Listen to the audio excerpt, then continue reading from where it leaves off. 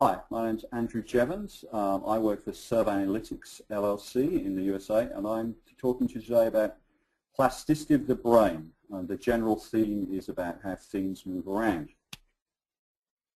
Some background about me was that I did some studies many years ago, as I used to say, in a previous life concerning neuropsychology. I went off to the software world, but maintained an interest in neuropsychology, and I was very interested when the whole field of neuromarketing came up. And in the process of that field emerging, I decided I was going to, go back and look and see what had happened in the unfortunate decades since I'd studied neuropsychology and where we were now. And that proved out to be a very interesting exercise. And this paper is based around my thoughts as I looked at what was happening with neuromarketing and neuropsychology, or as the Americans call it, cognitive neuroscience. And what I felt it was doing perhaps in a misguided way rather than in the way that we should be doing it. Because of the growth in the neuromarketing field, we've all been used to seeing lots of pictures like the one I've got in front of me here. It's a nice color-coded diagram of the brain, and we've got all sorts of interesting areas like the occipital lobe to do with vision. If you look there, there's something called the cerebellum to do with movement, the pons, which is that little thing under the brain which is to do with breathing, and we've got a nice roadmap there. We have motor speech area of Broca to do with production of speech, the frontal lobes to do with thought, and we've got a very clear area here with reading and comprehension. That fissure that you see on the main picture that runs across the middle of the brain on the left there is called the Sylvian fissure. My joke is that, we can always find things, go to the Sylvian fissure, turn left, and there you are. You'll find whatever you want. We're slowly elucidating those areas and mapping them out. But this is a very old view of the brain. The brain is actually much more complicated than we can really understand. And when you look at the growth of the way people have understood what's going in the brain, it's very clear that over the years we have a series of what I term dogmas. When I was a student, one of the dogmas was that brain cells just died. You were born with a complement of brain cells. As you got older, they died. Nobody knew anything about what's called neurogenesis now. And very often it was very hard to account for the sorts of behaviors of the brain that people saw in real life with this central dogma that, well, brain cells just die. And what's happened is that we've, over the years, of course, developed much more advanced technologies to look at inside the brain, to look at what's going on. And as we look harder and in more depth, our perception of what goes on in the brain radically changes. The brain, and this is perhaps a cliche, is a wonderfully complicated thing. And unless you spend time really thinking about and looking at the research, you can be misled by these nice, convenient little diagrams and roadmaps that everybody will show at conferences or in a textbook about how the brain operates and where things are. I would commend you this site called The Beautiful Brain, which is a site really to celebrate the majesty of the brain, and it presents a lot of research. It also presents a lot of very incredible images. This image here, I believe, is showing fluorescent markers on brain cells that are laying down memories. I think this is a rat's brain. 20 or 30 years ago, we had no conception of this kind of process. So, as I was saying, our image of the brain has changed over time. There is a wonderful discipline called cytoneuroarchaeotectonics, which is really looking at how brain structures evolve and look. And this has been such a growth area. When I was a student, we had some very basic atlases. Most of the information was derived from autopsies, something called PET scanning, which is the use of radioactive isotopes that you inject to people, and it'll light up areas of the brain where they concentrate to do with metabolic changes. They'd only just come in, and all these things were all very interesting. And when we think about explaining how the brain functions and its influence on behavior, we have to remember that technology, our current technology, actually controls how we think about the brain's instructions. And it leads to some assumptions, as I said, which are not that helpful. Someone who I think kicked off a trend was this character called René Descartes. He's more famous from the Monty Python song. I think he was supposed to be ugly in that song. He also obviously wrote a lot about philosophy, but he was also, which is now not really widely known, was very keen on anatomy. And one author commented if Descartes was alive today, he'd be in charge of a CAT scanner, which is one of those scanners that people use to get pictures of the inside of the body and the brain. Now, Descartes came up with a very interesting theory, which was very much a theory of his time, because, of course, in his time, religion was far more important than perhaps it is now. And that something called the pineal gland, which is a funny little pea-sized gland, which is basically above the roof of your mouth in your brain, was the seat of the soul and where thoughts are formed. And it's interesting in that, of course, at his time, you know, religion, debates about religion and God and the soul were very important. And Descartes found that it was important to him for some reason to be able to describe where the soul was. And he hit upon the pineal gland. In fact, the pineal gland does do a lot of interesting things, and it's very involved with circadian rhythms, and it's involved in a lot of other metabolic stuff to do with how your body reacts to sunlight and how you tan. There is no further evidence that it really is the seat of the soul. But what he was a part of was this movement of establishing that an area of the brain was the seat of something, that areas did something. This idea continued on to Victorian times. And this image over here on the left is from about 1883, and it's from the discipline called Phrenology. Phrenologists believe that if you put bumps on people's heads, this would tell you about their characteristics. So if you look here, you can see at the very top we have veneration, and we have self-esteem further over on the left. And then there was one I was looking at with ideality and memory, of course, at the front. Under the eye there's an area that says language. And then we have obstructiveness, I believe. And they thought that if you measured the bumps of people's heads, where these bumps were more pronounced in these areas, then that would tell you about someone's personality. And these things down on the right-hand side here are called phrenological calipers. And you would measure, put someone's head, as you can see, there's an end with a orb on it, and there's an end that's just flat, and then you would do all these measurements and you would work out people's character. And it was all based on bumps on the head. We don't use phrenology anymore. Of course, nobody's really interested in that anymore. Everybody just thinks it's absurd that some sort of characteristic like a bump on the head would have anything to do with these very fundamental characteristics of human behavior. What we have developed in recent years is a whole bunch of technologies around magnetic resonance imaging, MRI, FMRI, which is the F stands for functional. Now, FMRI is an interesting process, and what it essentially purports to do is to measure the oxygen uptake activity in certain areas of the brain, and it's all to do with blood flow.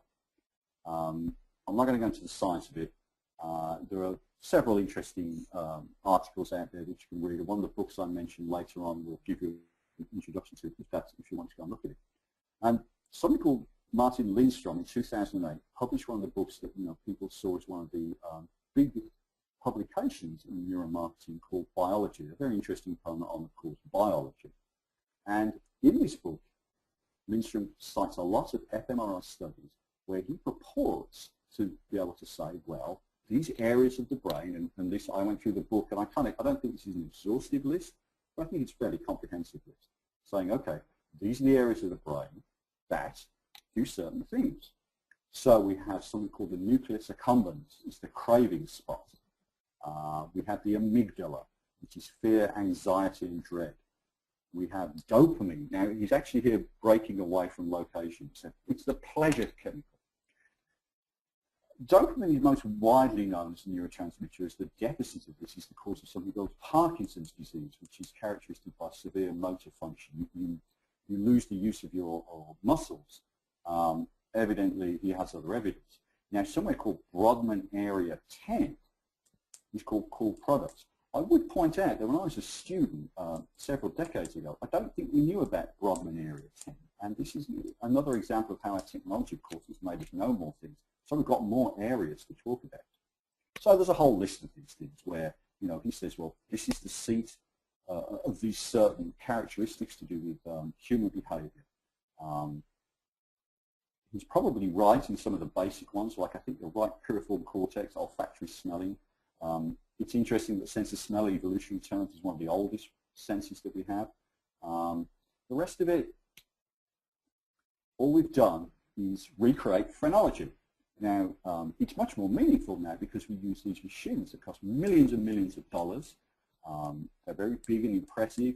You need a lot of statistical and computational power to do FMRI. A friend of mine happens to be an expert on this stuff, and he pointed out to me that it's really a calculation of noise ratios, because there's a lot of noise in this data, and you're subtracting two ratios and seeing where there's a difference. And this giving you this construct of oxygen use in the brain. FMRI is simply a set of very expensive calipers. The idea that the oxygen uptake in parts of the cortex is going to give you any deep insight into the way the human brain works is just utterly laughable. It's a very simple-minded view of the brain. Let me give you an example. So here's a car engine, nice complicated internal combustion engine. And that thing down at the bottom there apparently is a very expensive laser thermometer. I don't think you're going to work out the design principles of the internal combustion engine by using that thermometer. And that's really all fMRI is doing. Yes, it's measuring oxygen, but it's a simple, basic metabolic event. As you can know, a car engine has all sorts of heat signatures and distributions. It's not going to tell you anything about the design principles or how it really operates. You're going to get a lot of data, and it's going to be very interesting, but it's not really going to give you very much meaning.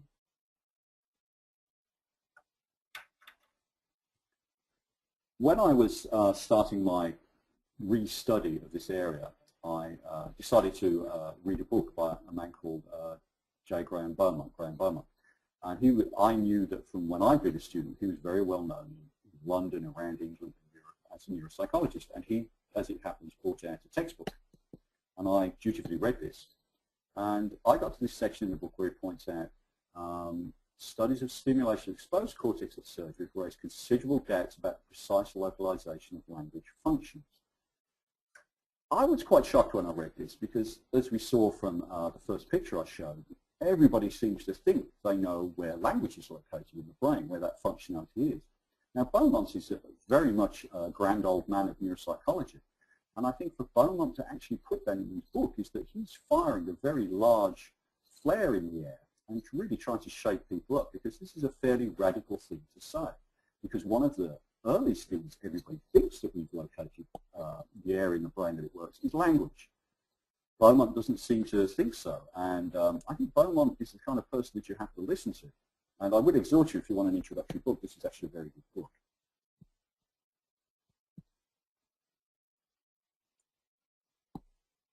So on this theme of localization of functions, we know what bits of the brain do what. This is one of many examples that we can bring up, showing how perhaps it's not as simple as we think. This comes from an article I can give a reference in a minute, published in The Lancet. Curious case of the French civil servant. 44-year-old man. He had mild left leg weakness, married with 2 children. He was a French civil servant. His IQ, if you believe in those sorts of things, was the low end of normal, but he was by no means had a mental deficit. He had children, he had a life, he had wants and needs and wishes. And because of this left leg weakness, they decided to give him an MRI.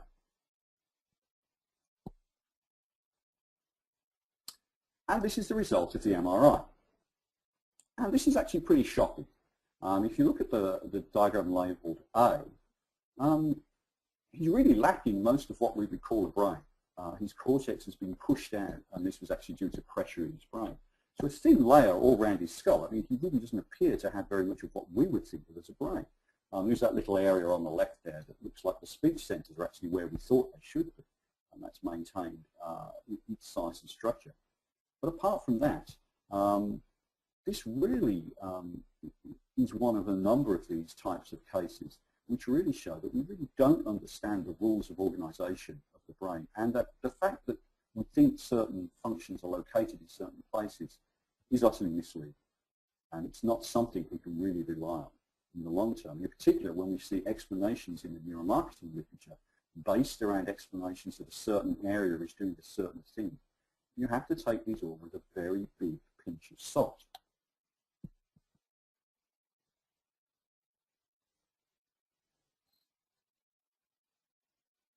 The fact is we have very little idea of the variance that we see in the brain architecture. And going back to Beaumont's comment, we've been looking at this stuff perhaps for decades, and he's come to the conclusion that really, we don't really know how much things can vary. This location of function can change because, given the French civil servant, his brain was rewired. Obviously, some have. There are also, we see these fairly radical genetic mutations happen. There was recently the case of a young man who had very little what they call a cerebellum and a pons. Well, if you took those and you took our pons in, he'd die because it controls breathing. There is a genetic mutation that causes this, but things get reorganized in a fairly radical way. And what we're seeing here again is that as our technology gets better, we see more and more, and we see more variations.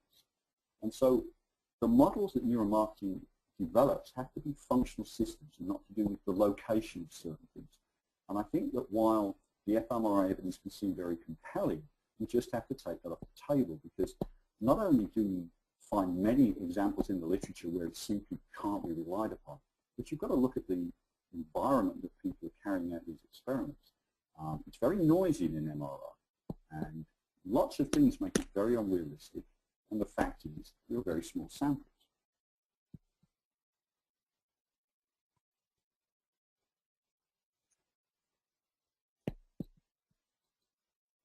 I haven't spoken about EEG, and I didn't want this to be a methodological commentary. EEG measurements can sometimes have issues with FMRI, but we can do bigger samples with them. They're more complex because you're measuring electrical signals on the top of the skull. You need a lot more statistics than you would, say, with doing simple psychological tests. They can be less easy to comprehend. What we have to do is to make sure that the models and theories that we develop and link to the EEG data, which I've come to the conclusion is really the one that's worth paying to relative to FMRI. There are a lot of others, but this is the one that I feel has the most promise. We have to look at systems. We have to get out of this idea of locational hypotheses. The great Russian psychiatrist Luria spoke of the conceptual nervous system. And here he was saying that we have to elucidate the kind of neural systems that may operate in consumer behavior. And this whole theme of localization, which is evinced by Lindstrom's book, is very misleading. And I think in the end we're going to find that it's really not going to help us very much in the quest to help explain consumer behavior with neuromarketing principles and measurements of neural activity. And one of the biggest things is going to be because our technology is going to advance and we're going to see many different things. Thanks for your time.